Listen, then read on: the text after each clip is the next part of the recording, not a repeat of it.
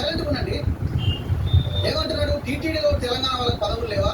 చరిత్ర తెలుసుకోండి, నేపథ్యం తెలుసుకోండి. తిరుపతి ఆనాడు మద్రాసు నుంచి వాళ్ళని నిలబెట్టినాడు. మద్రాసు వాళ్ళు తిరుపతి కావాలని, తిరుపతి ఉండాల్సిందే మాకు అని అన్నారు.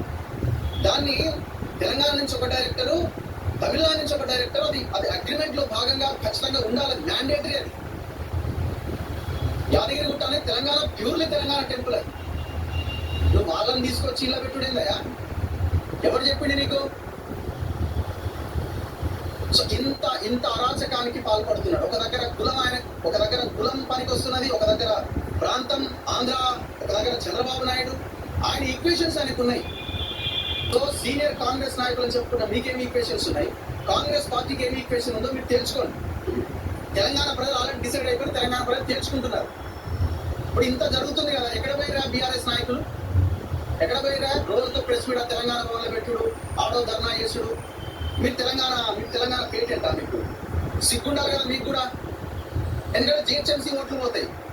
5-10% జిహెచ్ఎంసీలో ఓట్లు, 90% ఓట్లు పడివి తెలంగాణ వాళ్ళే. మరి వాళ్ళు ఎవరికి వేయాలా? బీజేపీ అంటే చంద్రబాబుతో కలిసి ఉంది అనుకోండి, అది మొత్తం అదే అటే గారు.